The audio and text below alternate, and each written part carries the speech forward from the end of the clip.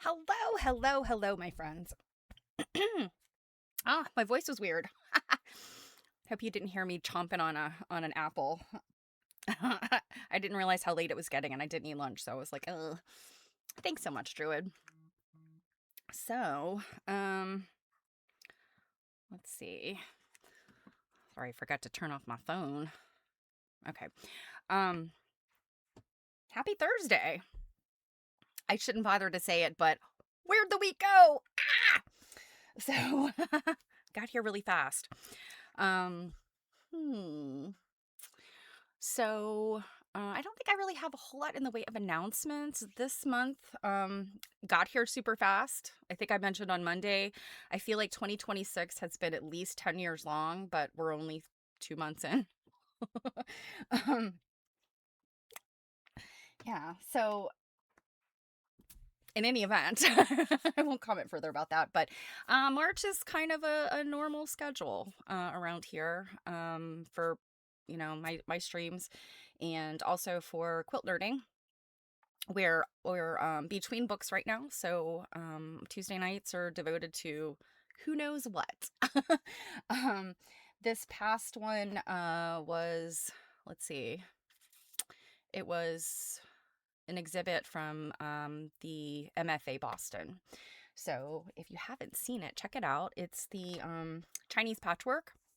Not a huge exhibit, but just a feast for the eyes. And I had a peek at the catalog that goes along with it, and the catalog is really good. You can actually get it from Amazon or the MFA, but the MFA charges shipping. So anyway, so yeah, I wanted to tell you about that. Also, this. So American Quilt Study Group, as you guys know, I'm a member, and I'm pretty heavily involved in lots of goings on right now. And one of our members, she was a fellow at our last seminar. Her name is Dr. Nikki Keating, and she works at Colgate University. I think it's university in upstate New York. And she is doing a research study, and it's like, qualitative, quantitative kind of stuff. So I wanted to give you guys the link to it. We passed it out at Quiltcon on these little sheets, and she had nice QR code and everything. And it's because the link is kind of long and nonsensical. But since you guys can click, I'm gonna put it in the chat. And if for any reason you watch this later and you can't click the link, get in touch with me. You guys know where to find me on social media, etc. Just reach out, and I can either send you the link or a QR code. It's not a quick survey, but it's not super long either. You need to write a paragraph at one point, and it's not even really a huge paragraph. It's like a couple sentences to explain your answers about something. So, but yeah, it'd be really helpful, and I'm very excited to see, what the survey uncovers, because I gave my opinion. So that's very cool, and I want to help her out. So, take a few minutes. I think it took me like 10 minutes. No big deal. The other thing I just got in the mail is this book, Medallion Quilts, A Quilt Study. And you guys have, I've talked to you about AQSG's quilt study. We do it every 2 years, and it's an opportunity to take an inspiration quilt that's based on a particular topic. This one happened to be medallions, and either make a small reproduction of the quilt, or an inspired by. And I'd say it's about 50-50. About 50% of the people make a pretty accurate-ish reproduction, sometimes, because it's smaller. It's like 42 inches versus full bed sized. People will maybe leave out some elements, but for the most part, about 50% do sort of a reproduction, and about 50% do sort of an inspired by. So it's really neat, and it's 50. It'll be 40 to 50 quilts, and then a subset of them will tour all of these quilt organizations. And so actually the traveling schedule for this one just ended in August of 2025, I believe. So these quilts are back with their owners, I think. And so I'm gonna flip through this in a few days, and you might see some stuff on my social media. You might see some stuff here. But it's a very cool book, and I think the other books, I think I'm still missing one, but these are some of the others. See, we have 19th Century Blues. You guys have seen this exhibit. It was in Louisville a few years ago, and I did a tour of it. Stars, if you like stars, they did stars before I was a member. This one, 200 Years of Solid Color Quilts, A Quilt Study. These were really fun. So that one. And then Revival is a study of early 20th century colonial revival quilts. So the Marie Webster stuff, etc. So if you like the early 20th century, that's some good stuff. I think all of these are on Amazon. If they're not on Amazon, they're on Abe. You can usually find them. I think on Amazon, there's like some of them are, I think medallion quilts was like $21.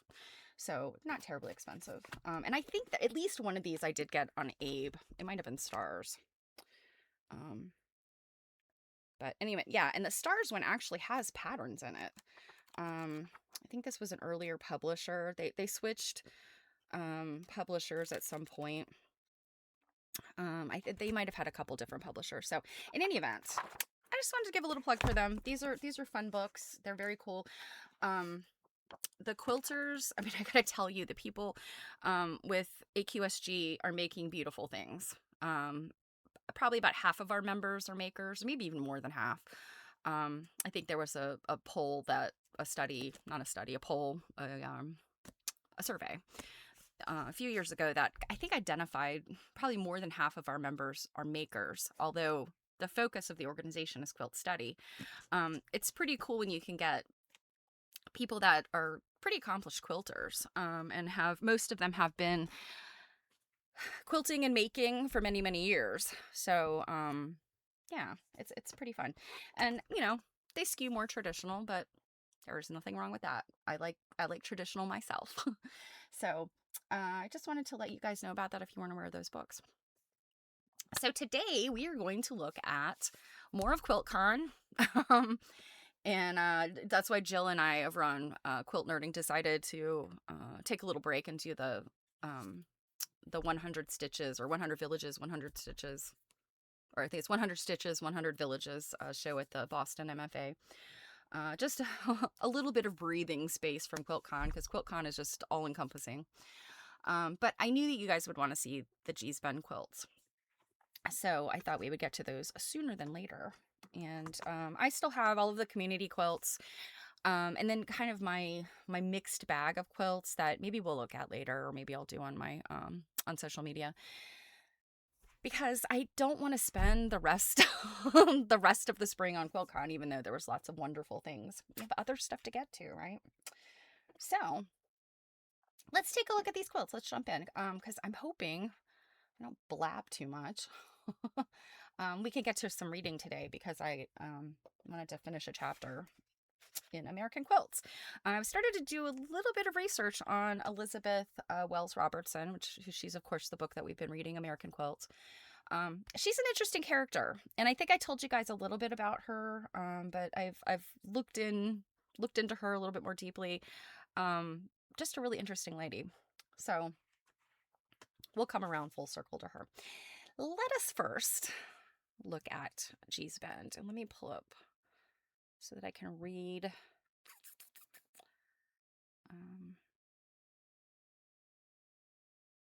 Of course, I always close my phone and then lose my spot. Okay, so we will first look at some of the broad view. Let's see. I don't want that one. There we go. Okay. I don't know why. My screens want to be funky this week. Let me just center this so you can see the quilts. Okay. Alrighty. So, you know what? This is a boring view. Look at some quilters while I read some stuff to you. So, now I've lost the... Let me find it. The placard. Here we go. So, this display, and you can see the ladies here, I'll tell you, this is Joanne Petway West, I believe, and I can't remember this woman's name. I'll check her name in a second. But so this whole area was for the G's Bend folks, and they had these tables that were kind of created in ARC, and they had quilts for sale, they had t-shirts, they had all kinds of cool stuff. There's been some children's books published that they had there for purchase. You could become a friend of the Bend. I'll show you that in a minute. And then behind them, you can see back here is the exhibit of all the quilts. So this exhibit was called Freedom Quilting Bee Legacy. And so you guys know, and we haven't really spent a lot of time on it. I'd actually started narrating the book to put on Patreon. It's a little bit of a copyright infringement. But in the 80s, a woman named Barbara Callahan wrote the Freedom Quilting Bee book. And it's a really fantastic book, just really giving the history. And it's oral history. She interviewed all of the people that were involved.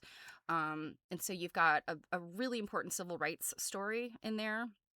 And then, of course, you have the women themselves in this geographic place. And it's an amazing story. So I will hopefully get that available soon. It's been a little bit of a long time coming. The Freedom Quilting Bee, located in kind of a rural area of Alabama, and this is what the placard explains. So Freedom Quilting Bee Legacy.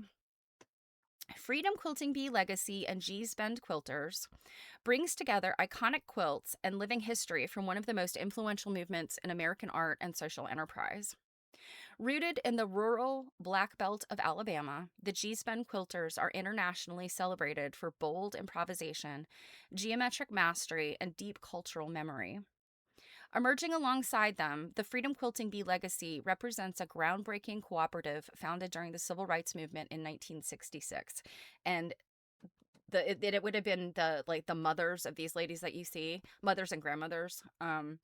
They fought hard, and their story just, like, it gets me. It was very, very deeply rooted in the civil rights struggles. Black women transformed quilting into a means of economic power, creative autonomy, and national visibility. Together, these quilts tell stories of resilience, innovation, and collective care, connecting past and present while shaping the future of American art, culture, and fashion. Today, they collaborate with well-known designers to influence the world of fashion. And so, I guess in the past 2 years, they've done a project with Target. They had for Black History Month, I think it was year before last, right? Where they, I think it was year before last. I hope it hasn't been 3 years now. Good grief, the years go by. But they did that collaboration with Target, and they had some cool stuff. I'm sure many of you might have bought some of those things. The notebooks and zipper pouches and some clothing and a quilt. I actually have the quilt on the back of my chair. So very cool. And then I can't remember who the fashion designer is, but they partnered with somebody else right after that. And it was, more of the higher class fashion than Target. But I think it's cool that they've kind of partnered in ways with, they've licensed their surface design and partnered with people where, they can get their name out there. And it always surprises me, the people that have no idea who the G's Bend Quilters are. I'm like, oh my gosh, you've got so much to learn, my sweet summer child. So these ladies, let's see, it on the left is Loretta Bennett. So this is Loretta Bennett, and this is, I think I said Joanne Petway West. And the Petway name is very, very common in G's Bend. There's lots of the G's Bend quilters have had the Petway name, and we're talking like generations back. Bennett is also, I think, one of the more common names. So we'll see in the names of these ladies' ancestors. And I thought was really cool are these little frames they have. And I did not get a chance. Hey, Grits and Butter. Oh my goodness. It has been a long time, lady. It's good to see you. You came on the right day. We've got some G's Bend to look at. So anyway, these really, really, really cool quilting frames, and I was in such a hurry, I didn't get a chance to circle back to them and ask questions about these quilting frames. But it's PVC pipe, PVC plastic, and then they're like clips. And I have some very small frames like this. So I'm wondering if it's the same company. The small frames I have are something that I think I stole one from my mom. And then I have one that I bought, and actually I think I have it over there hanging from, I have a hook where I have a whole bunch of like big hoops and things. And I think it's over there, but I'm wondering if it's like the same company. So I have to research this because, um, like, what a great thing, right? Like, it's small enough, like this, that you could sit at a chair or couch, um, but big enough that it could be sitting free like this, and two people can work. A third person can get in there. I mean, in theory, you could get four people around it, really, but it's the size of like, I don't know. Yeah. So grits and butter. Yeah. Like I don't. Yeah. I mean, it's just the kind of thing. So if you can imagine like lap quilting when you've got like the big hoop, and you're kind of like, kind of balance it in your lap, and you've seen like um the women in the 80s on, PBS and such. Georgia Bonesteel was big on lap quilting. So it's kind of like that, but maybe, a little bit bigger than that. Like if it didn't have legs, it would be unwieldy. It's, the size of like maybe two of those large TV tray tables that you can, I have a couple of them I carry around my house to do things with. But yeah, it was like that size. So I don't know, like 20, I don't know, 20 some inches, maybe 25 inches by 35 inches. I don't know. But yeah, this is a larger quilt they have in there. You can see this is the drape of the quilt back here. So that's the part that's not in the frame.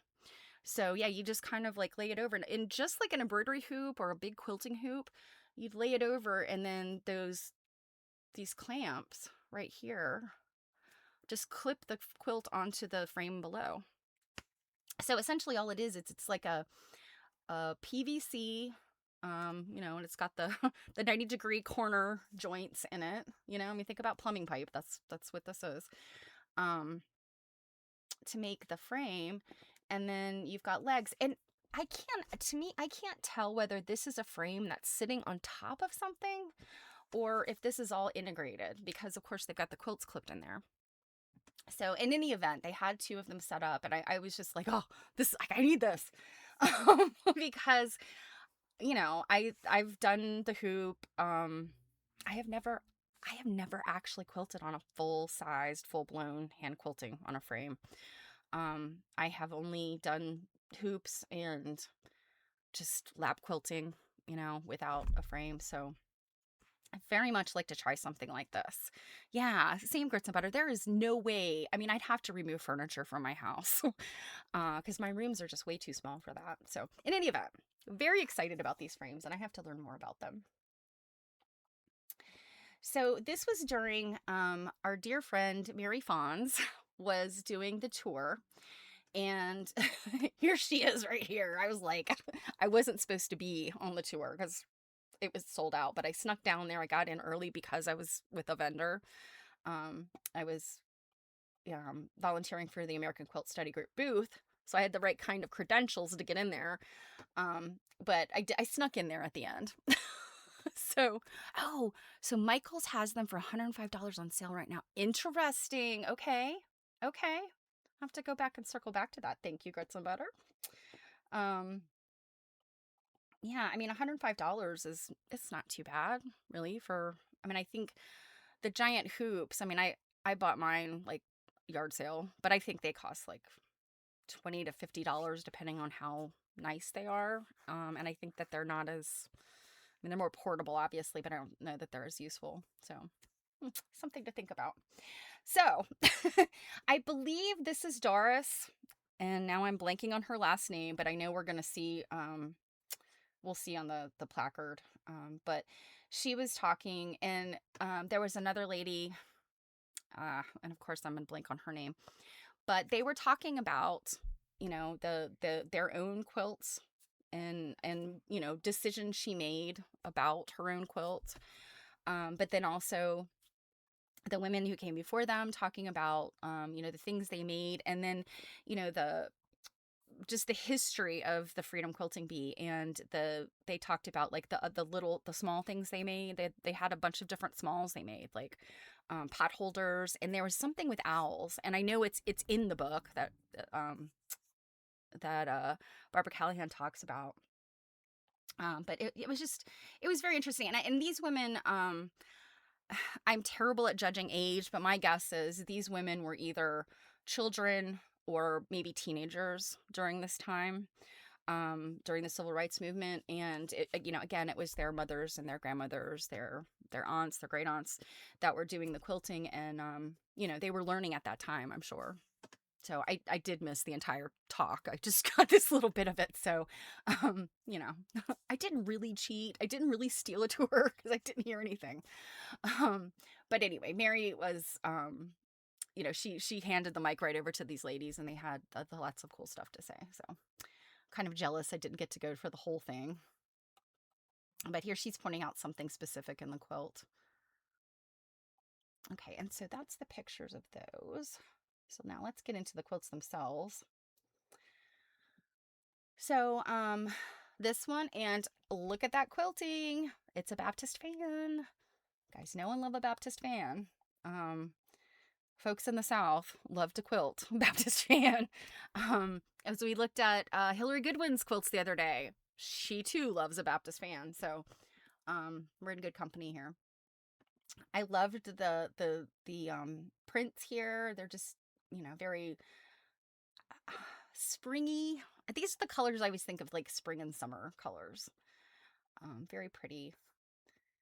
So I don't think I got a close-up of this one. So I'll put it in center it while I can read about it. So, and this one is, so this one is called My Way by Nell Hall. It is all cotton, and it was made in 1965. So it's right there before like all of the stuff started happening. Um, and so you see, these are the fabrics that the ladies were working with at that time. They're dress fabrics.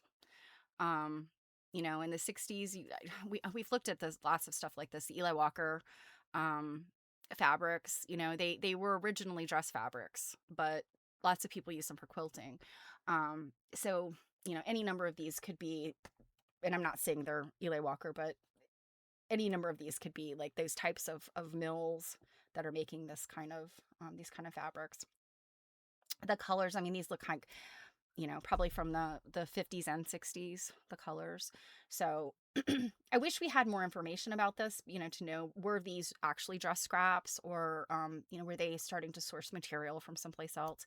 There's lots of stories about all of the different people that came into Gee's Bend, and, from discovering the quilters to, teaching skills, quality assurance. They were getting fabrics donated. They were getting fabrics sent to them specifically for their,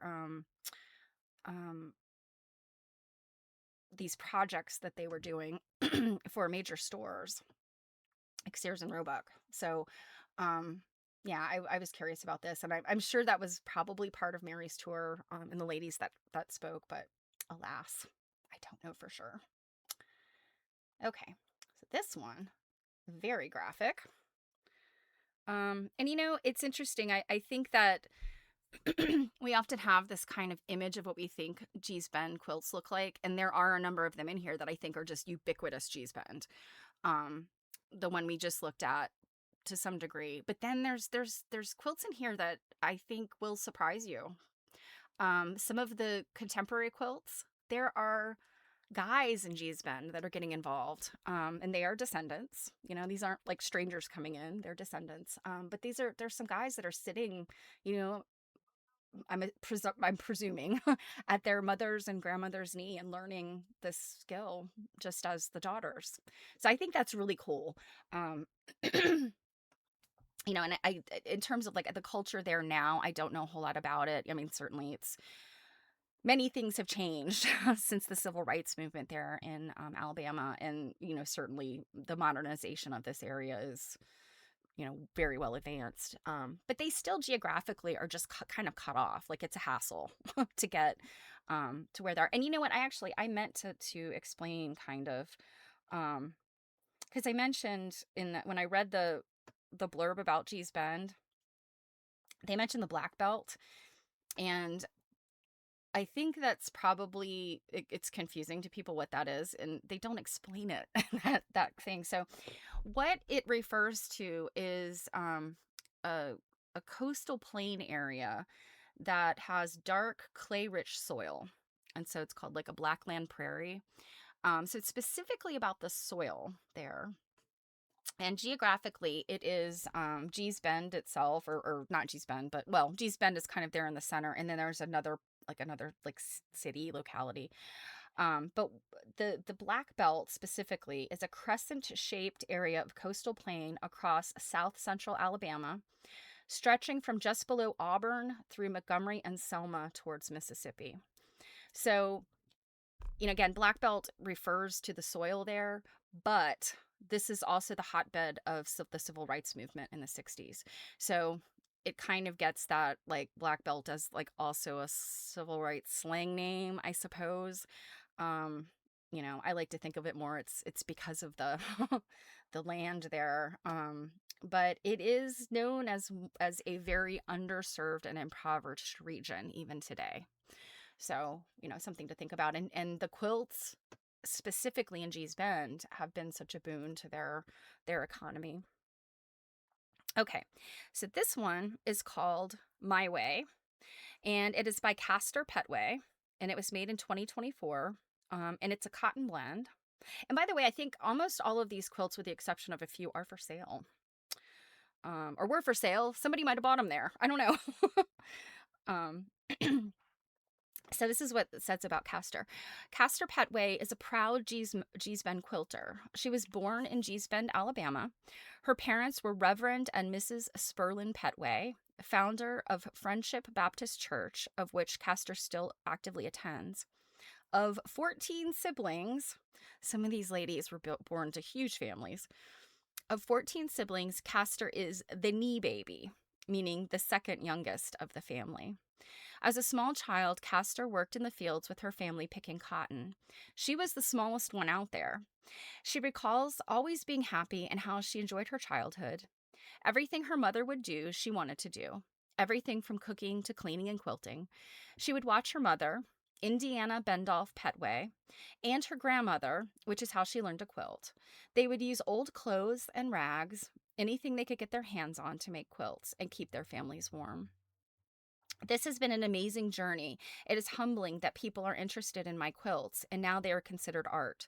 I am so grateful that my children are exploring my passion. So, I love that. Hey, Renee. Oh, let's see. I was just watching another video, and you wanted to do some further research on the PVC quilt fame. Okay, Q-Snap. Okay, so produced under Q-Snap. Used to be sold at Joann's and can be found on Facebook Marketplace and other secondhand markets. Awesome. Thanks, Renee. And it's good to see ya. I threw some stuff out there, and you guys show up. I love it. Okay. And by the way, this one is for sale for $5,000. Oops, I think we're going.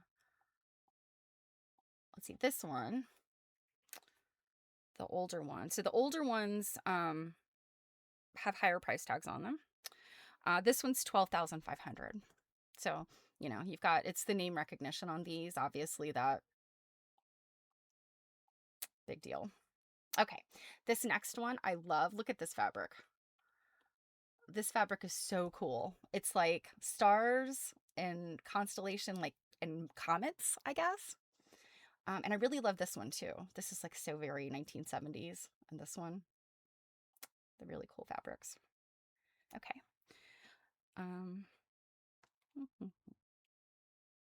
So this one's called Peaceful by the Hall Sisters. And it's cotton and polyester and made in 2023. And it is not for sale. And that's all that we know about it. But very cool.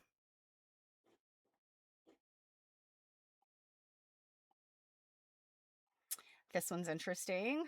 This was a bit of a surprise.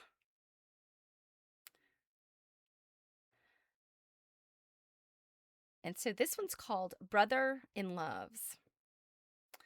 And this is by Joanna Petway. So one of the ladies that was at the frame when I first, the first pictures I showed. So this says, Brother in Loves. Joanna Petway. Oh, no, wait a minute. I'm sorry. Oh, no, no, no. I'm sorry. This is not the Joanna Petway. Um, Her name is spelled differently. My bad. This is a lady who passed away in the 90s. Um, they had to have been related though, the Petway name. Um, okay, yeah. So that Joanna that's in the picture I first showed you, her name is spelled Joe. Um, so Joe Anna. This is Joanna. So okay. So Joanna Petway, 1923 to 1997. So she's no longer with us. This she says this is four-way lazy gal 1970 polyester corduroy denim. Ms. Joanna was one of the original members of the Freedom Quilting Bee Cooperative. She did not believe in uniformity in her quilts, where whatever came out was fine, and it was always beautiful, says her daughter Sandra. She is also remembered as a great cook, and she cooked the way she sewed. Having 12 children helped her be great in all the things she did to maintain her family. So I'm curious to know, she cooked the way she sewed. Well, was that with great gusto, with great excitement, with ingenuity, with I don't know. And this says material, so I'm confused about this because this says material used army fatigues, year made 1986, not for sale. But then we have the four-way lazy gal 1970. I'm not sure. I don't understand. Maybe you guys can make sense of this. So this is the, all right, come into focus. Let's go. This is the placard. Hmm. So I don't know if this is just referencing this is what she's famous for, maybe. Because we are gonna see some corduroy and denim quilts, but yeah. And I do remember her name definitely being mentioned in the book, as one of the original members. Okay.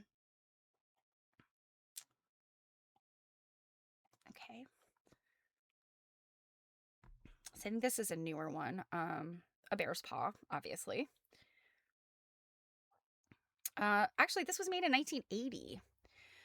This is Martha Ann Petway, and it's poly cotton, and it was made in 1980.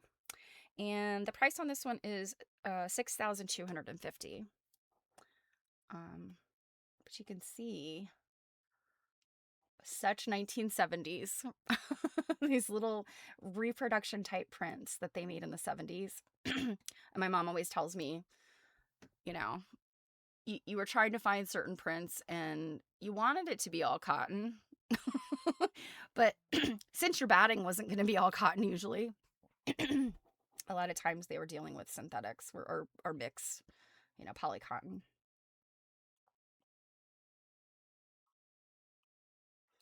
And then here, I'm not sure. I think they may have tucked this under so it wasn't dragging on the ground because this was quite a big quilt.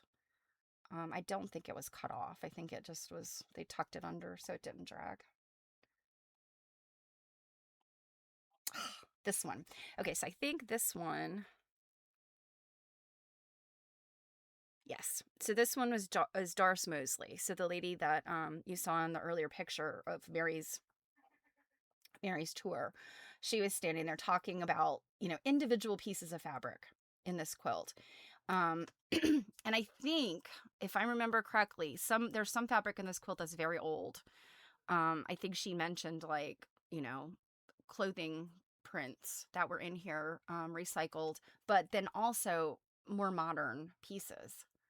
You could see some things in here that you probably kind of recognize, like from Joanne or from, yeah, here's one. This is cute. There's teeth, teeth and toothbrushes. But then, yeah, some of these older ones. Yeah, there's an Eli Walker there. I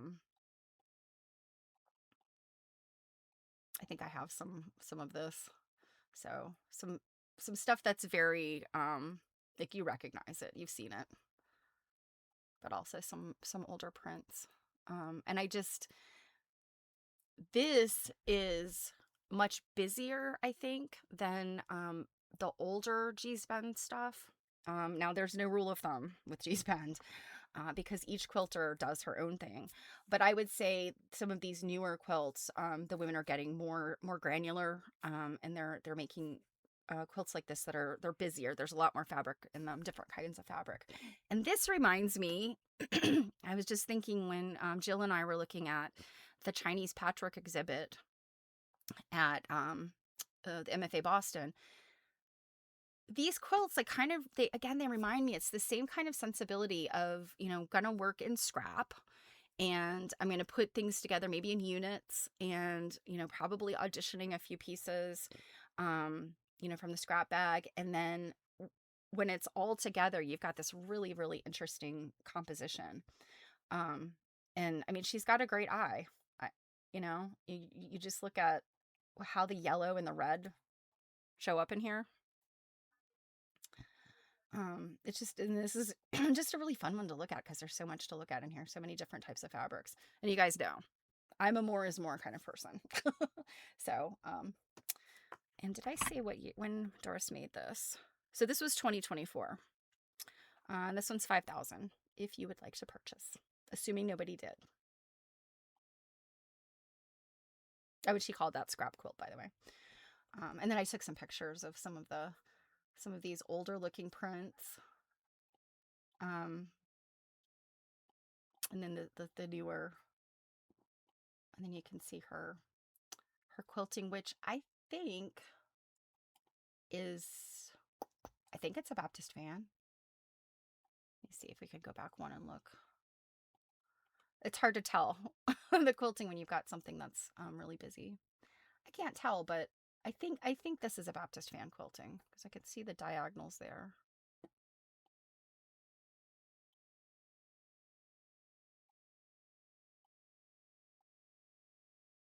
Okay, this one, much like Bear's Paw, I didn't expect to see a pattern like this.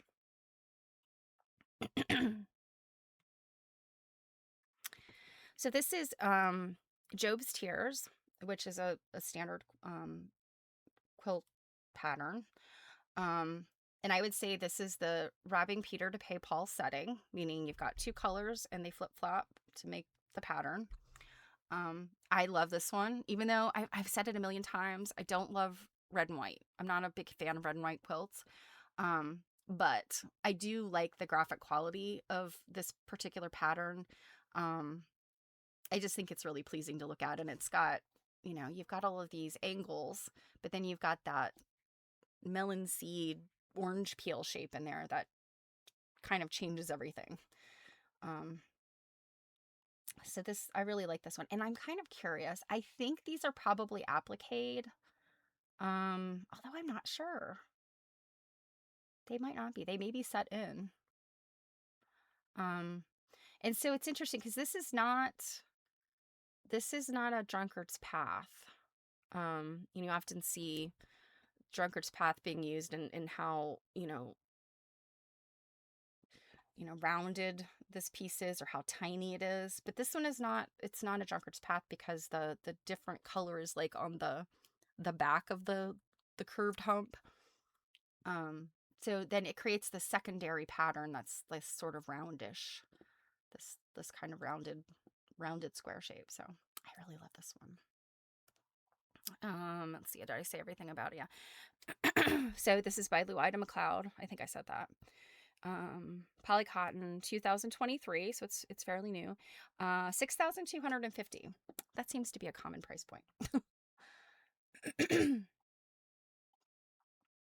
Okay, this is one of the I keep going the wrong direction. This is one of the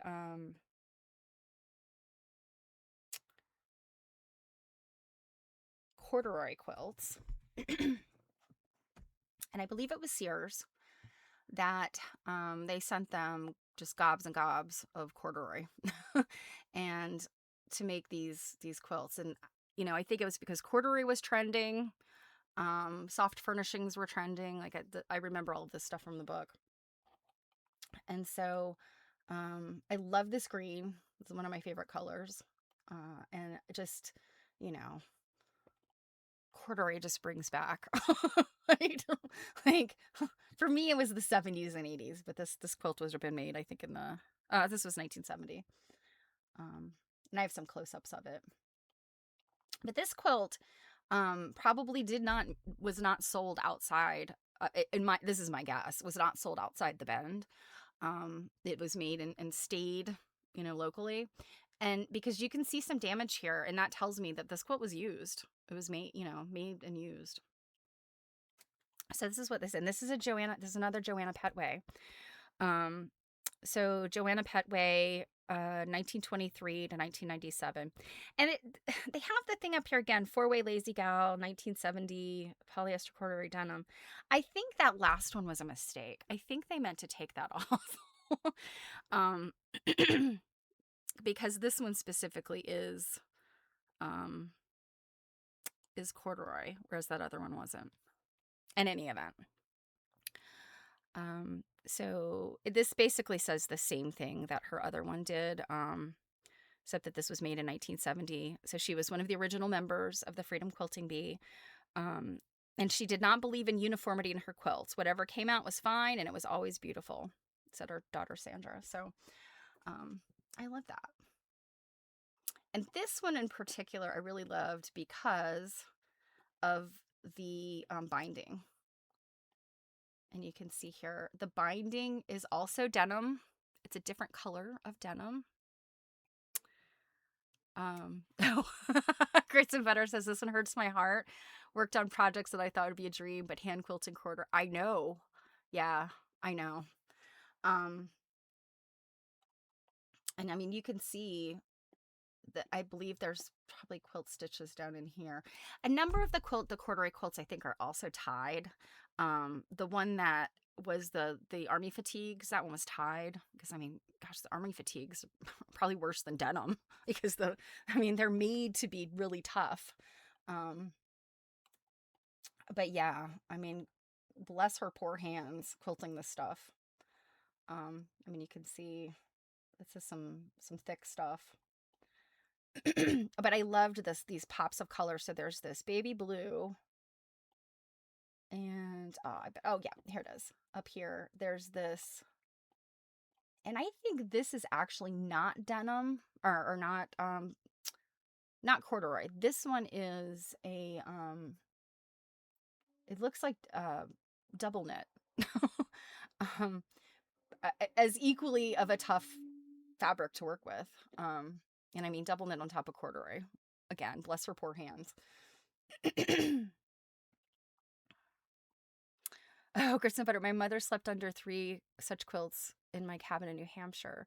She said she was warm, but she couldn't turn over.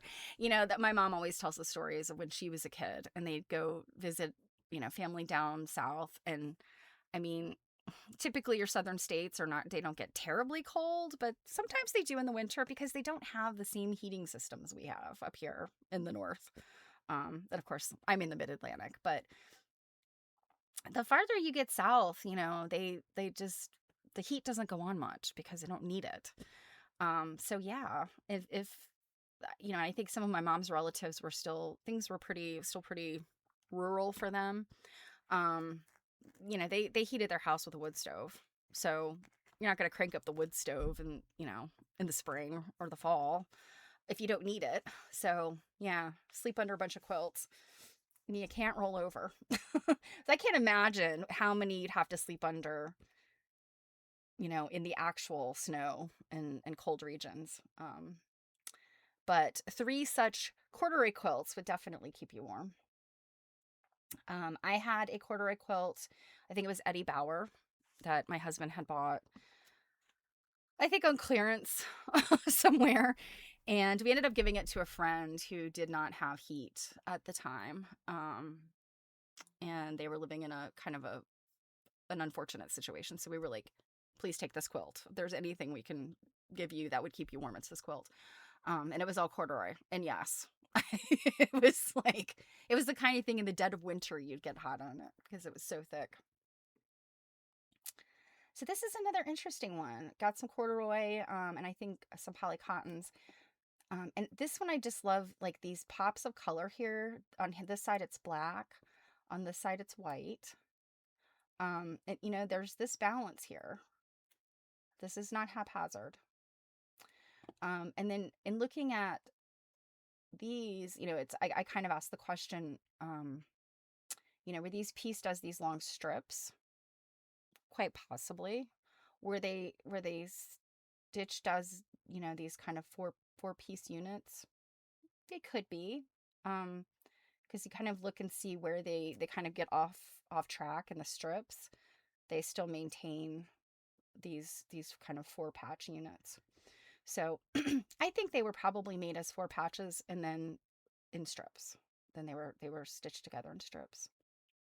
You have this sneaky strip here in the middle that I believe is not at all a four patch, but so yeah, let's find out about this one. So this is called Rainbow by Mary L. Hall. This one was 2023. And this actually is velvet and corduroy. Oh, it is velvet. Okay. I forgot. This one is velvet. So these are all like velveteen and like a synthetic velvet, like that, like really it's got a like high sheen to it. And then these are sort of the more soft matte velvets. So this is it's like a silvery blue, but it comes across as very shiny. And then she's got the corduroy here. And then is there corduroy at the bottom? Yep, there's corduroy down here too. Another lady, bless her poor hands, because this is murder to quilt. Sale price for this one, $8,125. And I hope that price is worth it for her hands. I always think like, when you've had to quilt something or you've had to make something that was really hard and you had to charge a certain amount of money for it based on your effort, right? Could have bought a house. Yeah. This one I really like. This one is very cool. This to me, and this is a newer quilt, but this has a lot of Gee's Bend vibe to it. If I was to just conjure out of my imagination, what do I think a Gee's Bend quilt looks like? Not having one in front of me. I would conjure up something similar to this, or the housetop quilts, which we'll look at in a bit. But this one, I don't know. This is just the type of design and layout I think of when I think of Gee's Bend. And this one I love too because there's a little surprise here. Let me zoom in. There's this little bit here, but this. Look, it's a pants pocket. And here you can see, oh, there's another one, and you can see the like this is like a cuff, like the hem and pants that's been unfolded. You can see the wear there along the edge, and then the old stitch lines.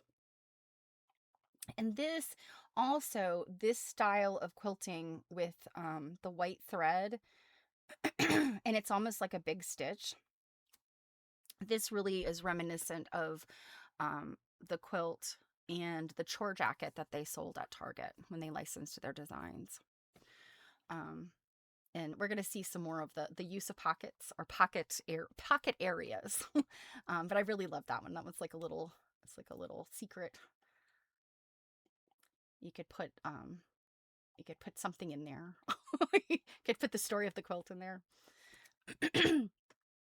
So this one actually has a longer description. So this is untitled. And it's by Marlene B. Jones. And this is what they say. Ms. Marlene came back home to see her mother. She would sit with her mother and noticed she was always moving her hands. She asked her brother, "What is mother doing with her hands?" "She's sewing," he replied. Her mother was Agatha Bennett. Cat was her nickname, and she was the mother of 14 children, and she passed away in 2006. Cat would get up in the morning and start cooking a pot of collard greens and sweet potatoes. She would then go from house to house, quilting in groups with the other women in the Bend. Quilting was the prescription for all of them. When Marlene was a child, she was not required to learn to quilt like other families in the community. Since her mother passed, she is never without a quilt she's working on, her needle and her threads. When her father passed away in 2007, her mother passed in 2006 and then her father passed in 2007, that's sad. She took all of her mother's clothing and her father's clothing and made 20 quilts, which she passed around to her family members in their memory. Marlene vividly remembers the necktie quilt she gave to her sister, Crayola. This was her way of grieving and making good use of the time when she did it. Oh, shoot. Sorry, my phone is being weird.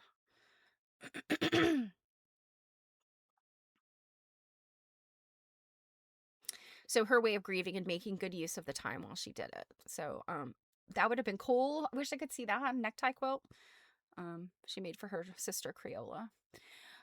Quilting is her passion, and her work is installed in museums throughout the country.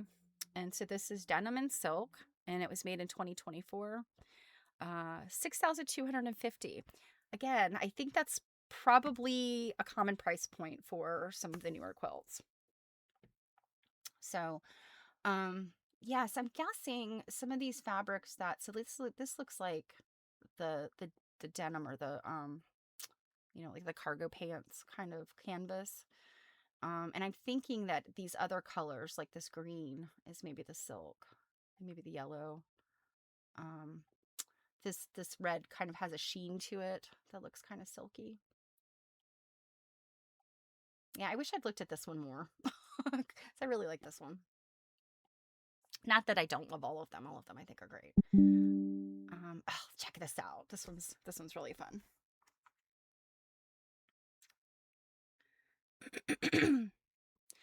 So this one's called Grandma's Dream by Kathy Mooney. And this was made a while back, but Kathy is still alive. And it says Kathy now lives in Birmingham, Alabama, and loves her family home of Gee's Bend or Boykin. Alabama is the Boykin is the town, and Gee's Bend is more like the locality. And I mean, I think we all live in communities like that. Like, there's it's not your postal code, but you live in a specific place that, if it's been around a long time, people have a nickname for it or a name for it. Where I grew up, my, I grew up in Fredericksburg. I always say that was our mailing address. We didn't actually live in Fredericksburg. Fredericksburg was the city. I lived in a little area called Falmouth. But that was not part of the mailing address, but people in the area knew if you said Falmouth, that's where you lived. Same with my grandmother. She lived in Alexandria, but when people ask, like, well, where in Alexandria did she live? Well, she lived in Franconia, Rose Hill. So that tells you about the locality. So they think that's kind of how Gee's Bend is. Boykin is the actual, like, would be the city, the postal code, but Gee's Bend is the locality. So, okay. So Kathy Mooney lives in Birmingham now. After high school, she attended Miles College. She lost touch with sewing. Kathy would visit her family in the Bend, and during her visits home, she would watch her sisters and mom quilting. That rekindled her love for quilting, and she gives credit to her mom, Ms. Tansy Mooney, for teaching and inspiring her to sew and make quilts. Now, I'm thinking Tansy Mooney, I think I remember her name from the book. Quilting is a relaxing way to connect with her family's history in the Deep South. She believes that whether it is in the Deep South or the big city, her passion can be shared with the world. It is the passion inside that motivates her to make the quilts that she shares with the world. Grandma's Dream is hand sewn and is a pattern in multiple colors with a white backing. This heirloom piece was made by our mother Tansy Mooney in the 70s using polyester and wool fabric left over from her own personal wardrobe that she had made and wore on special occasions. The piece was quilted by her daughters, Kathy Mooney, Emma Mooney Petway, and Polly Mooney Middleton in August 2023. Tansy Mooney passed in October 2023 and has left behind a legacy that will be treasured and carried on for many generations to come. So this quilt is particularly special, right? Because Tansy Mooney pieced it and her daughters quilted it. So I think that's pretty cool. And I don't know how many stories like that are there coming out of Gee's Bend. Because I mean, certainly during the Freedom Quilting Bee, the expectation is that they were they were production. They were a production shop, and they were making, it was cottage industry, and they had, I mean, they were peacemaking. They had to make this stuff and get it done, and pass it on to the store that had ordered it. Um, so for something to, have come out of that period, but she made it out of her own clothing, tells me that, it was not a production piece for the cooperative, but rather something she kept in the family. And I think it's a lot of like polyester, which I love. You guys know I love it. Look at this. This yellow one has this like a like a daisy, and then these tan pieces have that cool texture. This one, my grandmother has tons of dresses out of this kind of stuff. Like, and I have all her scraps. So this just did it for me. Very cool. And very, very floofy. I think they tend to use, at least back in the day, they of course used a polyester batting, which if you've been quilting a while, you're familiar with, but if you're a newer quilter, polyester batting's got a lot of loft to it. So it's big, thick, and poofy. You certainly today you can buy very thin polyester battings, but back in the day, there wasn't a lot of choice.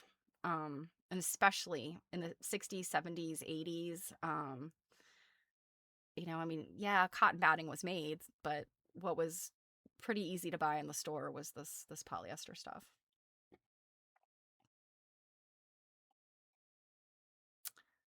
Here's another really unexpected one, a pattern.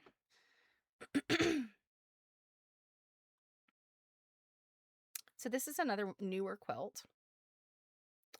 Oh, and by the way, that last one, despite the fact, in my opinion, oops, oh no, I jumped forward. Despite the fact I think this is pretty cool and like a sort of a very cool family thing, they do have a price on it. 9,375. So you too can own the Moonies memories. I'm not saying anything bad about that. I just know I don't know that I would be able to put a price on something like that. Okay, so this one's called Ruth's Pride, by Mary M. Petway. Mary Margaret Petway is a fourth generation Geesben quilter. She's been quilting for the past 50 plus years.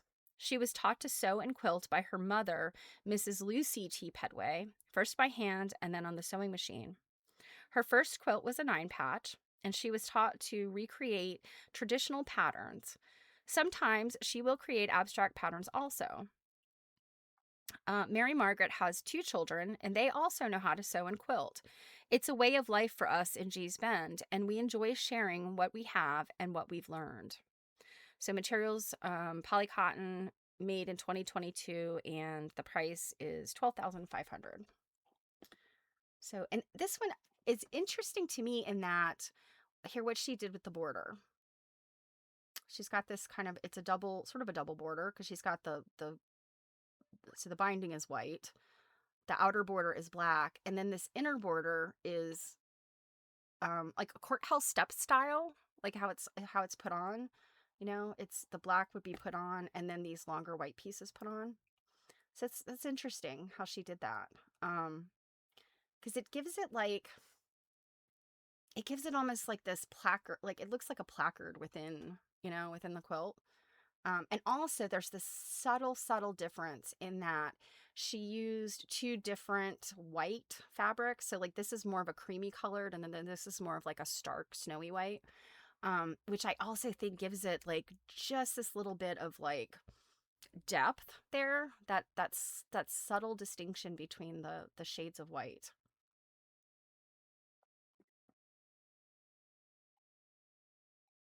Okay, this one is another one of my favorites. Not just because it's corduroy, but also because it's strippy. Now, of course, we know strippy quilts from southeastern Pennsylvania. The Amish and the Mennonites, they loved a strippy quilt, because they could, by the length of fabric, split it and then alternate. And it was, an economical way of taking lengths of cloth and then making it into a quilt. So this one, of course, is tied. So still not super easy, you know. um let's see.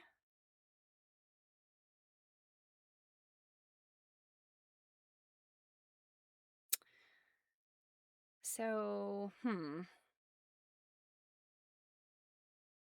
looking to see. I'm wondering if this is the correct, because this is called Lazy Gal, but I feel like they gave the name Lazy Gal to different ones, different, like a different layout kind of. Um and this also just says cotton, and so I don't know if this is the right placard for this quilt. Well, I'll read it to you. So Lazy Gal by Quinny Petway. Like I said, you're going to hear the Petway name a lot. As is the way, she learned how to quilt from her mother. We made house tops and quilted them in rows. She started making pattern quilts after she married. From her sister, she learned many quilt patterns. Her piecing of quilt tops was so prolific that when she passed away, the family discovered almost 100 quilt tops in her work shed. Oh, she had a work shed. Oh.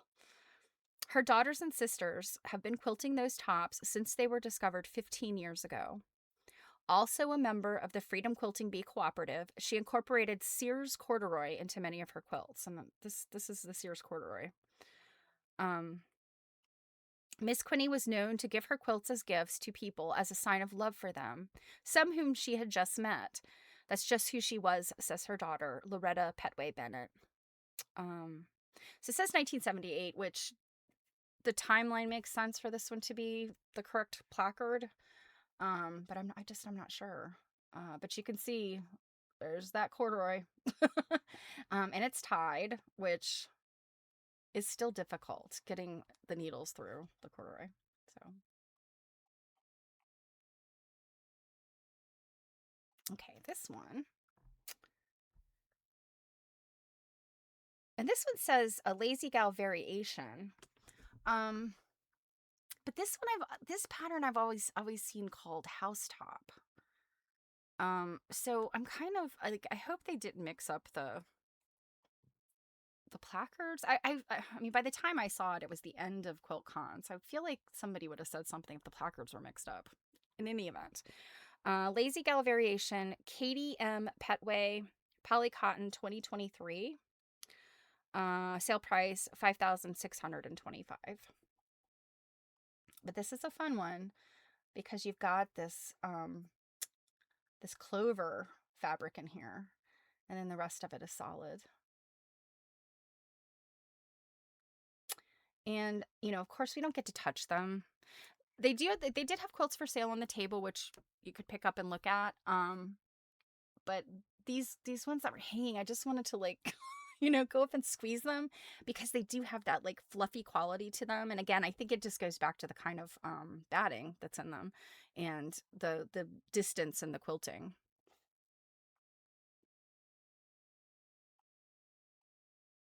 This one, okay, this one's pretty special.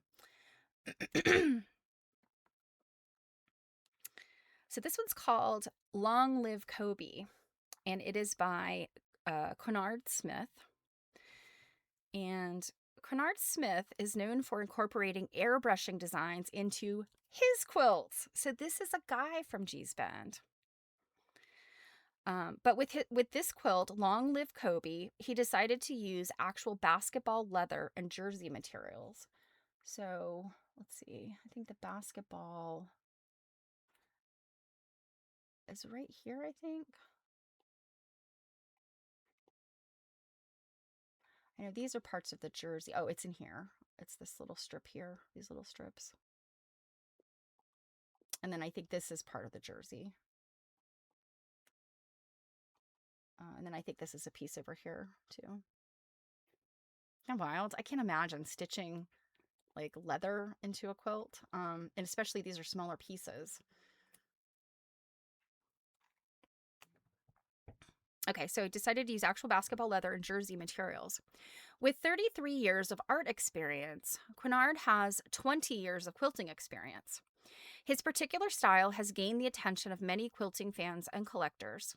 Influenced by his mother-in-law and other G-Spend quilters, Quinard began quilting in 2005 and since then has incorporated quilt patterns into the interiors of his classic cars.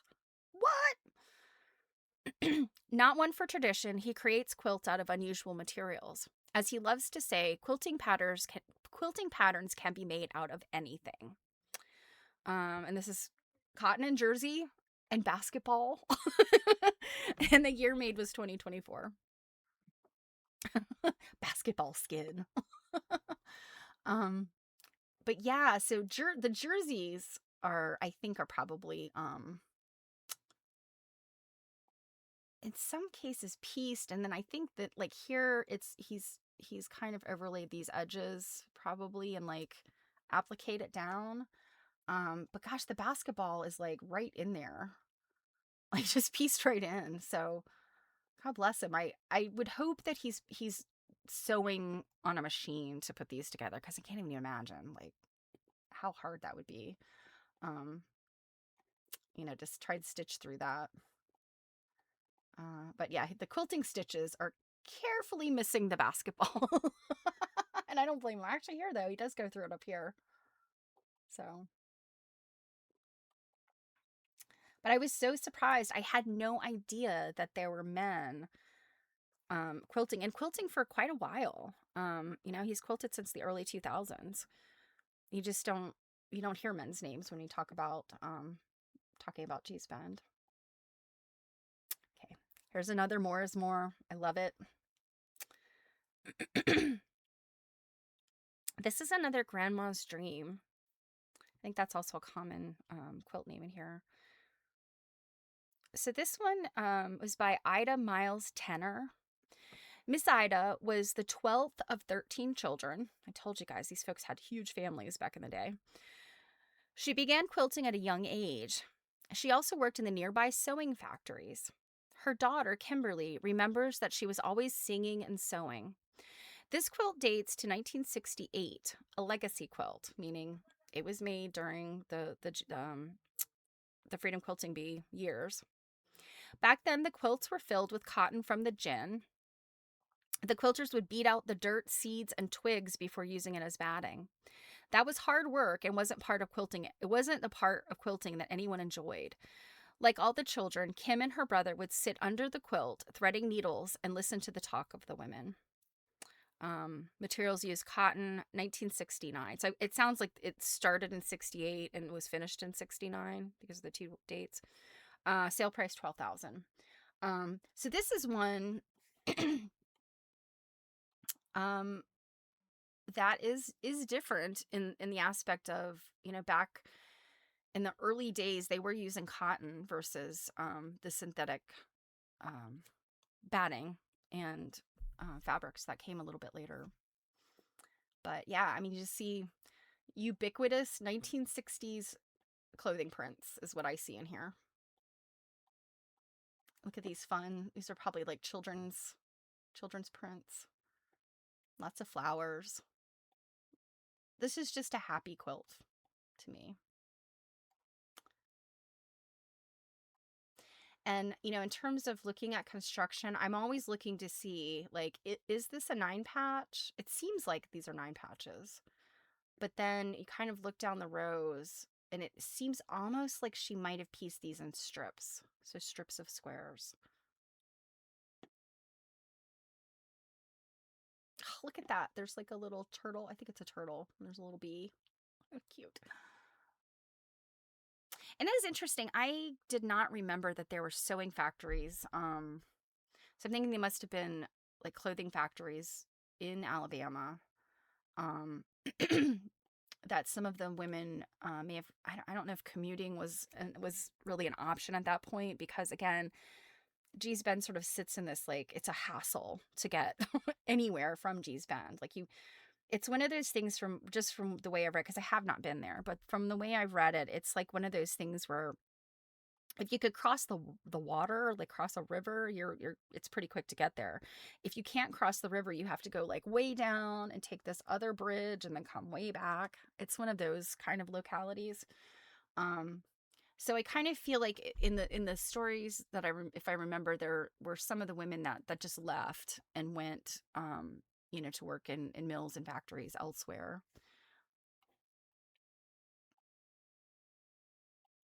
Okay, I mentioned there were going to be more pockets. I absolutely love this one as well. And I can't remember if this one is. Okay, this one is a new one. This is 2024, but there are older versions that do this, that use this pocket situation. And the reason I remember is I could see them in my mind. There's a contemporary quilter, Debbie Cradaville. I think she lives in, or she was living in Northern Virginia, but she's pretty well traveled. I think her husband worked for the State Department, so she lived in Africa for a while, and she got permission from the G's Bend folks. Now this is long before Souls Grown Deep, which is their LLC, um, and Friends of the Bend, and all of the more modern things that they're doing right now. So this was probably in the early 2000s, but she got permission to pattern a couple of their quilts. Actually, it was more than a couple. I want to say it was 4 or 5 of the quilts. And one of them was very similar to this with the pockets. And I believe the pattern um, had like where you could sew a patch that looked like a pocket, or you could actually use a piece of denim that she'd cut off of jeans. Um, these are real denim cut out of jeans, and I just love that shadow like of the pocket, because the pocket's been removed. Um, but oh, Aiden Maker, you guys, you lurkers, it's so good to see you. Let's see, there have been clothing factories all over the South. Two that used to be big in my area, Panhandle of Florida and South Alabama, were Vanity Fair and Lee jeans. Yep. There may have been Levi's as well, but I'm not sure. Okay. Yeah. So the part of the South, like where a lot of my family is from, North Carolina, they were the mills and the clothing factories. I'm just giving you a hard time, Aiden Maker. It's okay. I appreciate that you guys like actually are paying attention to me. Like I always a surprise to me when my friends are there, my people are there. Because I don't expect that anybody's listening to me. But in any event, this is just so fun. I just love this.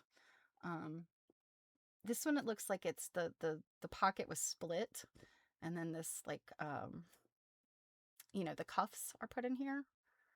I mean, you recognize this stuff because I mean, if you've ever taken apart a pair of jeans, or you've had a pair of jeans that the hem fell out of, or a pocket came off, you recognize these parts. It's so fun. And then there's also the silky fabric in here, which are like really closely colored in some cases. They're So I really like this one. Okay, so there's a longer piece about this one. Um, ah, okay, this is Untitled by Marlene B. Jones. Materials used are denim and silk, and the year made was 2024. Sale price 6,500. And yeah, so this is the same blurb about Marlene. Talking about her mother cat, um, or Agatha Bennett, and then mentions again the necktie quilt that she made for her sister after her father passed. So really, really like her work. This might be my favorite out of all of them.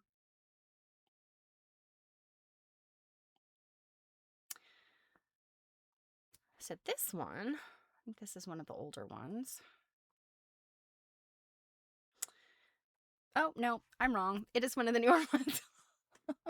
Don't guess, Stephanie. Just read the things. Um, so this is Kathy Mooney.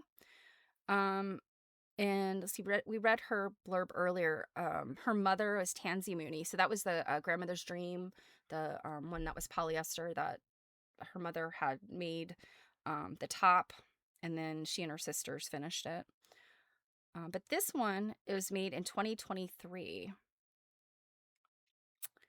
And I think this is pretty much the same I'm trying to think. So, quilting is a relaxing way to connect with her family's history in the Deep South.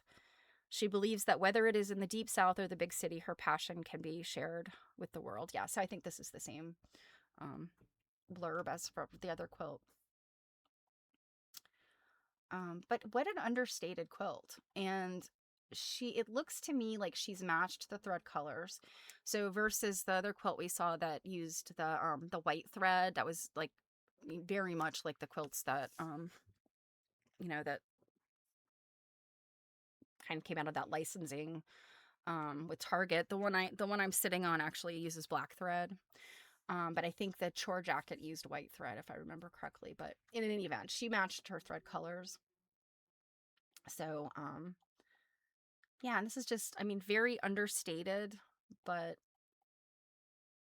very pretty, I think. Like it's got an Amish vibe to it, obviously, the solids and the square. Um and this fabric here, it just says cotton. Yeah, it doesn't tell us really much more than that. But this, I would have thought that this might have been a suiting fabric if I didn't know any better. And I also noticed that the binding is white, and I suspect, I'm not positive, but let me see. Yeah, I think this is a back to front binding. Um,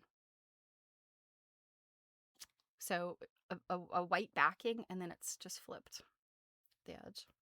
And it was funny. I was talking to some people at Quiltcon, and talking about binding, and in historic quilts, back to front was the quickest way to go. You know, you just had to have a piece of fabric that was like maybe like an inch and a half bigger all the way around, you know, than your quilt top. And you trim your batting to your quilt top, and then you fold that top over. The very first quilt I made, that's what I did. And nobody taught me, like I think my mom wanted to help, and I was like, get away. I'm making this quilt by myself. But I had just seen other quilts. That's what they did. So that's what I did. Oh, so Anon says, G's Bend is only a couple of hours from me. My guild is planning a field trip in April that you hope you can attend. Oh, I hope you can attend too. Oh my goodness, you'll have to tell us if you do get to go. I think the airing of the quilts, is that in the fall? I think. I can't remember. I know that they have, events throughout the year that you can go do things with them. The airing of the quilts is the big event that people from all over the place come for. But yeah, you're so lucky to live close. And I hope what I've been saying about the geography, like it's kind of a hassle to get there still today. I hope I'm right about that. It's just what I've read, because obviously I haven't had a chance to go.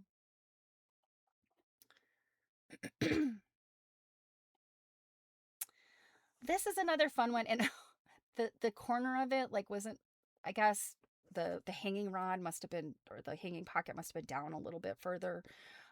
So that top is flipping over, and I so wanted to just go up there and like just straighten it. But of course, somebody will yell at you if you touch a quilt. It's definitely not a major metropolis. Yeah. Yeah. I mean, I just, from pictures I've seen, it does still appear to be quite, it's still quite rural there. I think the people that are still living there, their descendants are sort of split between the people that stay or maybe come back, and the vast majority that leave to go work in big cities in Alabama and elsewhere. This one is very cool. I like, just the colors, the fabrics that are, used in various spots. This plaid, um, anytime I see that kind of plaid, it always makes my eyes go like, because it's so busy looking. Um, Look at this piece there. I mean, that's just wild. Thrown in there. Um, so this one is,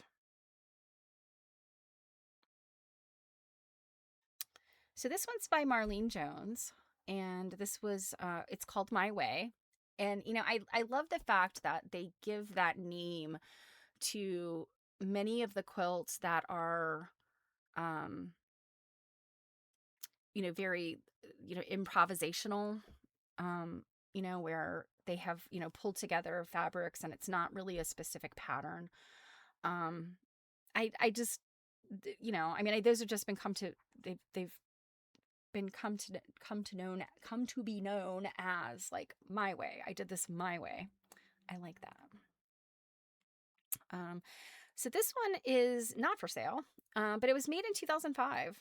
So this is kind of, an earlier, but not the earliest. This is, long after the um, the cooperative kind of had changed, but still 20 plus years ago, right?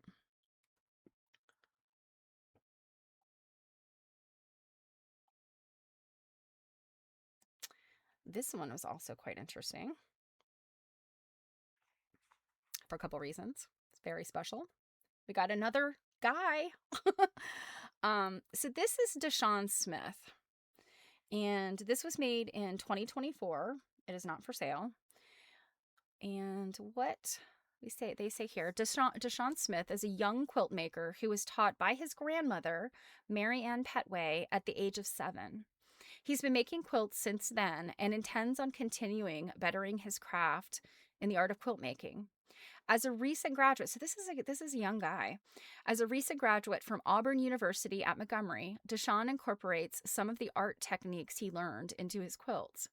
His work has been featured in the Joyce Gordon Gallery, the National Quilt Museum, and just recently in an exhibit with his grandmother in the Cason McDermott Gallery on Auburn University at Montgomery campus. His unique take on the Gee's Bend style of quilting often catches the eyes of many and showcases what can be done in textile art. So I love the fact that he got to show with his grandmother in a gallery. That is so freaking cool. To be part of this legacy of quilters and then to start quilting yourself and then to have show your quilts alongside your grandmother's quilts. Like that is just, I don't know. I mean, I just, how cool. Like I have no words for that other than that is so freaking cool. you know? Um, and I think about like, when I think about what I thought of quilting when I was, say, in high school, I came around when I was in college and I had made one quilt when I was in high school. I was just kind of like, meh, quilts, meh. But today, if the quilts that both of my grandmothers made or my great grandmothers made, to have a display of their quilts alongside my quilts, um, in conversation with each other would be so interesting and so cool to me personally. Um, I think it means more in this instance because, just the Gee's Bend fame, and the legacy there. And, like I said, I really have no words other than what a cool story and what a cool experience for this guy. Um, and the tradition continues. I mean, at this point, some of these folks are like, I mean, this guy is right out of college. I mean, he's probably, um, let's see, is his grandmother is a Petway. I mean, we're talking like generation after generation after generation of quilters in the Petway family because they are one of the very, very common names that stayed in Gee's Bend. And then also, like, these are cool designs too. This his design is very much to me like the chore jacket that they licensed with Target. And then some of the other the higher fashion, and I cannot remember the fashion house that they it was a younger, I don't think it's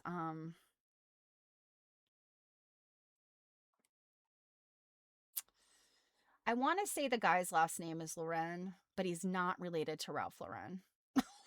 And I could be wrong about this. I could be mixing him up with somebody else, but this look, this like, three colors and very like they're kind of like shards. This is what it kind of reminds me of, that what they've licensed to those other designers.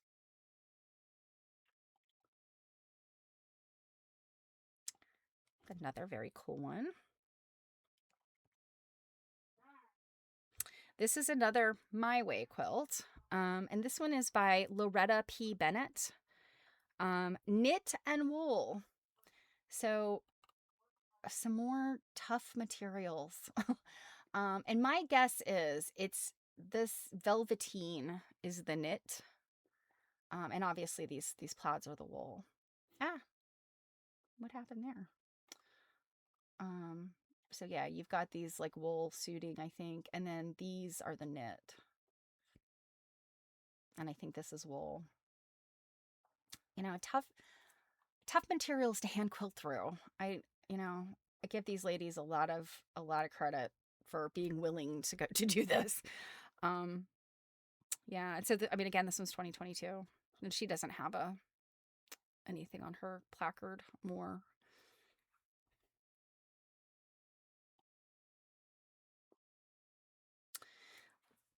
This is probably my second favorite or my second first favorite. um, that this pop of yellow, this pop of blue, and then the rest of it's kind of earth tone. I love it. So this is another one of the housetop quilts. And so besides my way, I think of housetop a lot when I think about G's Bend. Um, and it's like you're looking down in my mind. It's like you're looking down on the top of like the four walls being built, right? This one doesn't really have anything in the placard, but it was made by Doris P. Hackett's. This is not the same Doris that was talking with Mary's group. This one was made in 2025, poly cotton, and $10,625. So, oh, I didn't realize this one is a print. It's like a polka dot. Very cool.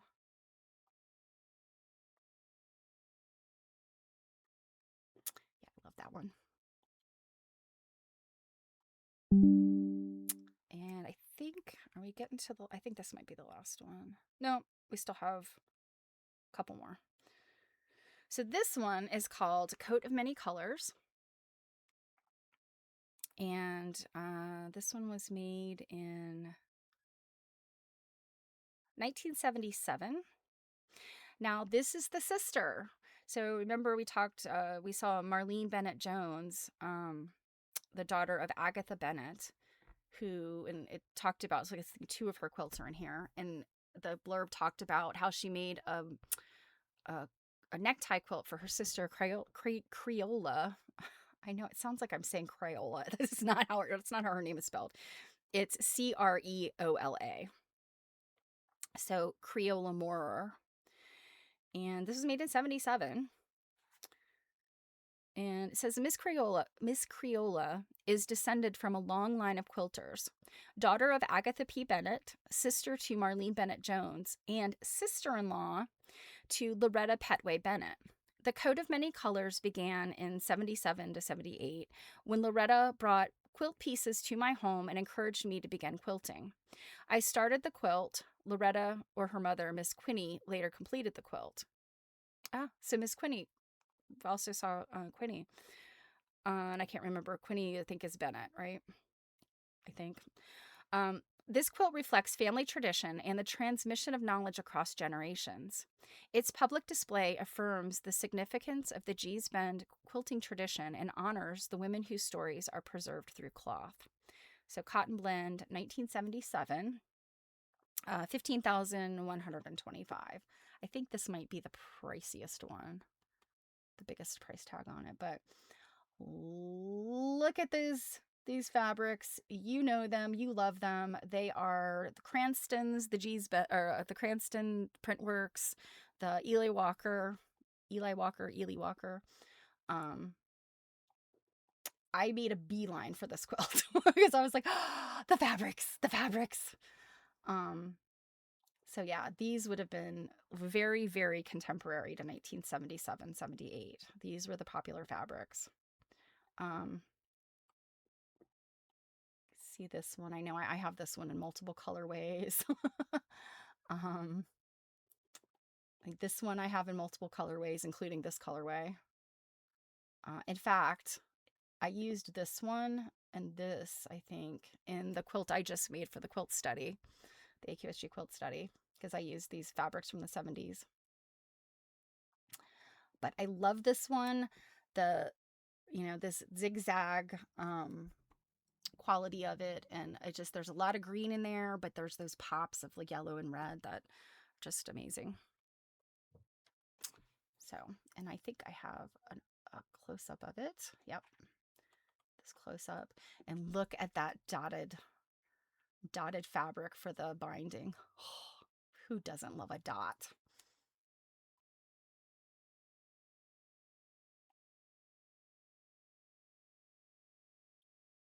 Okay, and this I think is the last one. If it will just resolve itself. Come on.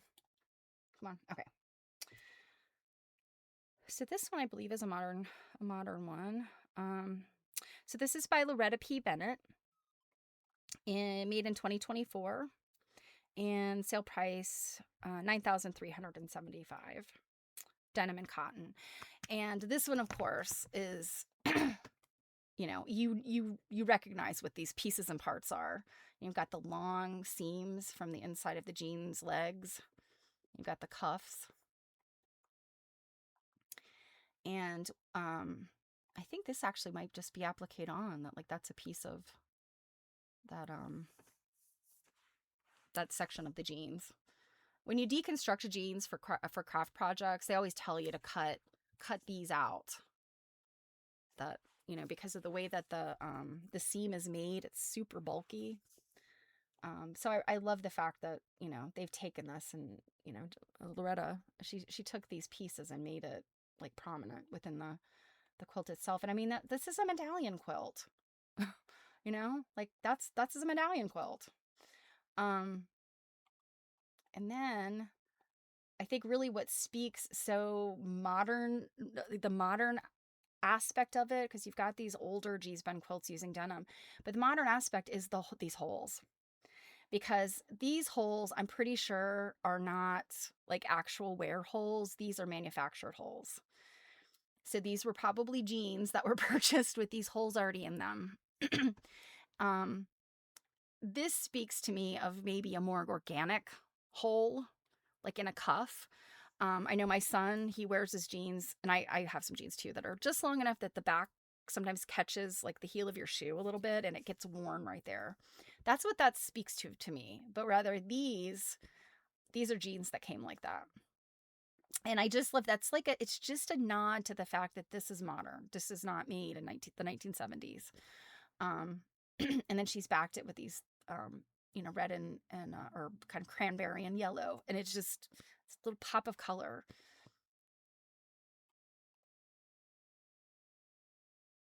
So this might be my first favorite. And also the fact that, the pockets, those dark spots where the pockets were are integrated here in these corners. I like that too. And there was the the detail. And that is the end. And here, just because you guys haven't seen Mary in a while. So the quilt she's looking at is not a Geesbend quilt, but it is one of the winners. And I think we actually might have looked at this one the other day, or one by the same artist. But we're standing with the Geesbend exhibit is behind us, and she's talking about this particular quilt. So I thought you might like to see a little bit of Mary. And then I think we're getting into the pictures. Yeah, we already saw these pictures. And by the way, I didn't mention, I sort of glossed over this earlier, but Friend of the Bend is something that they're doing. I don't know how long they've been doing this, I think for a while. But it's a $50 annual membership. So it's just like joining, any of the many membership organizations. But what you get is early festival registration. So the airing of the quilts and any of their workshops and special events, you get early notice. And then apparently they have these members only online events. So I'm assuming that, there must be artist talks and workshops and things. So that's pretty cool. Membership pin with a Lucy Petway quilt on it. And then annually, they make this members tribute quilt. This is cool. So every year they're making a quilt that they honor their members by putting the names on a quilt. So I thought that was really cool. And then that's, I guess, a part of the festival. Um, the festival. So if you are interested, I'm sure you can just Google friend of the Bend and you'll find it. Or donorbox.org/friend of the Bend one with those dashes in there. So I don't know if that's big enough for it to work if you want to do the thing, but this is the info. So, and I intend to become a friend of the Bend just because I'm very curious about the insider stuff. And then also here behind you can see these are all the quilts that were for sale, in addition to the ones that were hanging for sale. So I did not get to spend a whole lot of time over there. I had to go report for duty. But yeah, they had a really great exhibit here and just, stuff to look at. So there you can see it from a distance here. This was coming down the escalator. And the best in show quilts were like right here where this volunteer is walking. And then this is where they had all of their cool stuff. And not get a chance to look at this. Huh. These look like t-shirt. Looks like a t-shirt quilt or something. But I'm wondering if this is an example maybe of the Friends of the Bend membership, perhaps. Well, I hope you enjoy that. We have a few moments and I'm going to read. We're going to go over today a little bit for my dear loved ones who probably have to leave. You can leave. Don't feel like you have to be here. But I wanted to read just a bit here. So I'm going to skip a spot here in the book, and because I want to read this one section about printed cotton in America. And actually, this isn't a huge piece, other than the fact it's got the thing printed on it. Remember, I showed you the book. It's got the printing over the text. Makes it difficult to read. It was so charming at first, and then I'm like, no, wait a minute, this makes it hard to read.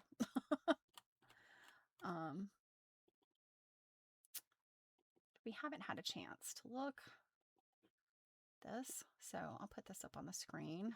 It's actually what I'm going to read to you.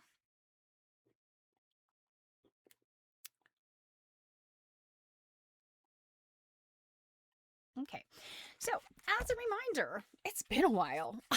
We are reading American Quilts, which I don't have the dust jacket on it, but is American Quilts by Elizabeth W. Robertson, and it was published in 1948. Now, it's really interesting is in the research I'm doing about her, I found a review of this book from 1957, I think, in the newspaper. So like this book had been out for almost 10 years and it was being reviewed in the newspaper. It was interesting. So I don't know, maybe this book kind of got a slow start when she wrote it. Maybe it got a slow start in being distributed. I'm not sure. Okay. So this is in part 3. This is the section. This is it's about history in the U.S. Let me find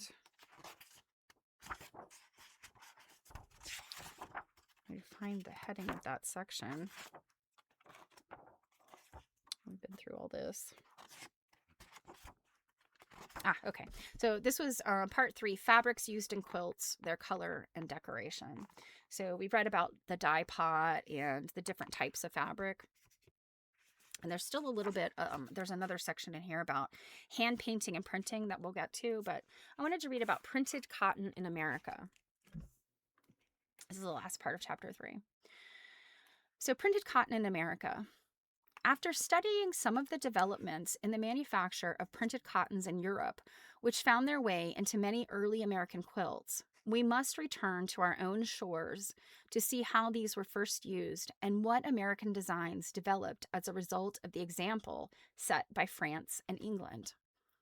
As many of the fabrics brought back from Europe were intended as bridal gifts, maybe some, sentiment was looked for in the design.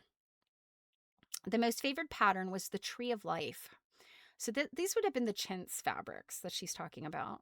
And I don't think that they were like frequently intended as bridal gifts. I think that's a little bit of a misnomer, or a misunderstanding, a misapprehension. So the favorite pattern was the Tree of Life. And that's kind of what you're seeing here. I think this is kind of an abstract or modern looking sort of image of the Tree of Life. But imagine that out of like a chintz design and broderie purse, and you're imagining the early chintz quilts. Let's see. So most favorite pattern was the Tree of Life. This expressed the eternal affection of the donor for his beloved, because in the design were to be found symbols of eternity. The bud, the flower, and the fruit all growing on the same tree. Mounds of earth from which these trees with broad trunks grew were enlivened with all the luxuriant flora of the Orient. The bewildering designs of plants and leaves included in them exotic birds, squirrels, monkeys, butterflies, and even miniature elephants. Prosperous ship owners and sea captains also brought back rich materials for their own houses in such ports as Portsmouth, Newburyport, Wiscasset, Camden, and other New England coast towns for use as curtains and bedspreads as well as clothing. So again, all that chintz. In America, the first printer on cotton was John Hewson. Now, John Hewson is a big deal because no fabric or like factory books exist that have been found, to my knowledge, of John Hewson fabrics, although the fabrics are known. And there is a quilt, and I want to say it might have been in one of Florence Pito's books, I think. Or it might have been one of the early books that Jill and I read. I can't remember now. Ugh. I think it was Florence Pito, where there is a particular quilt that and the maker is known, her family is known, and it's presumed that all of these swatches in the quilt were Hewson fabrics. And so it kind of becomes this de facto like catalog of the Hewson prints. So, in America, the first printer on cotton was John Hewson. It has been said that to Benjamin Franklin goes the credit of persuading him to leave England and come to America. After establishing a calico printing works in Philadelphia, he fought in the Revolution with federal troops, was captured by the British, imprisoned, and when he escaped, he returned to Philadelphia and his print shop. His business was most successful from the first. On July 4th, 1788, in a federal parade in Philadelphia, Hewson had a dramatic float. This was 30 feet long and 13 feet wide. It was covered with material made in his own shop. This is interesting. I've never heard this story before. On the float was demonstrated the various steps in the production of a piece of fine printed cotton. There was a carding machine upon which two men combed cotton. There was a spinning frame, a lace-making machine, and a full-size loom upon which a workman operated a flying shuttle. Okay, so this is 1788. This is big equipment, you guys. I'm trying to picture. I mean, if you were to drag this through the streets of Philadelphia today, you'd probably have to put it on the back of like an 18-wheeler flatbed, right? And some of these things would have been very, very heavy. So I'm just thinking like a parade in 1788, obviously the float had to be pulled by a horse or horses. That's very interesting. That's a lot of equipment. A full-size loom upon which a workman operated a flying shuttle. At the back of the float was John Hewson himself at a table printing a colorful pattern on white muslin, and Mrs. Hewson and her daughters gowned in cotton dresses printed in their own shop. Over the float waved the calico printer's flag with the motto, "May the Union government protect the manufacturers of America." The dress material printed in the Hewson shop became so popular that Martha Washington ordered dresses made from it. These designs were delightful floral sprigs and other small units, which we may see today in a quilt in the Philadelphia Museum, said to be pieced by Mrs. Hewson from scraps picked up in her husband's print shop. There is a reproduction of this quilt on page 119, so we'll look at that in a sec. Many printers worked on cotton in various textile centers in New England. The printing machine was greatly improved, and cylinder printing became an important part of every American mill. Large production resulted, and the prices of domestic material, originally very high, came down. The first calicos printed from engraved cylinders were made in the works of Thorpe, Siddall and Company, 6 miles from Philadelphia. And then this last paragraph, engraved rollers for calico printing. It is curious that the first man in America responsible for printing cotton from cylinders was Matthias Baldwin of locomotive fame. In 1825, with D.H. Mason, he devised a way to etch cylinders of soft steel with acid. This method was used also by Thomas Hunter. Although calico now lost its place as a fine fabric, it gained in popular use and became the common material for little girls' dresses and aprons, women's gowns, and men's work shirts. So let us look at page 119 so we can see this quilt. Okay. Now, let me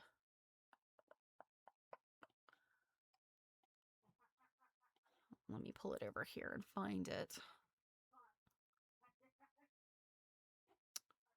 Is it this? Yep. So there it is.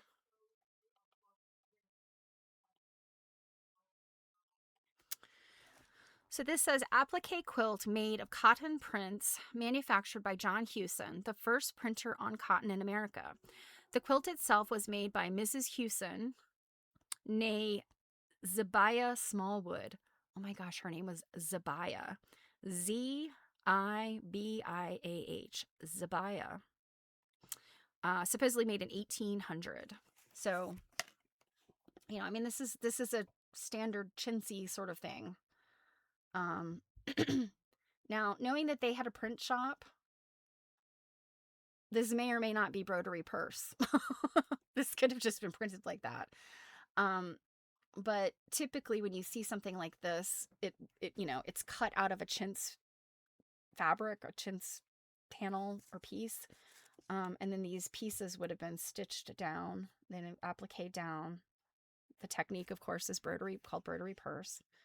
But look at all of these other pieces in here. And look at the cornerstones here, the corner pieces, these birds.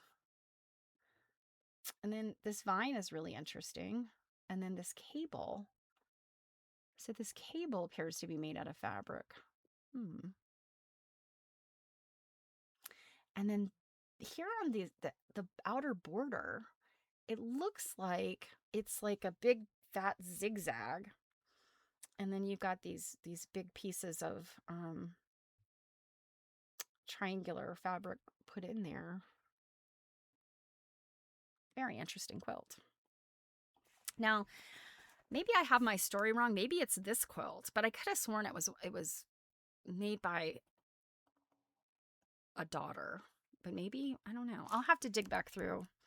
I have to dig back through my Florence Pito books and see if what I'm remembering is correct.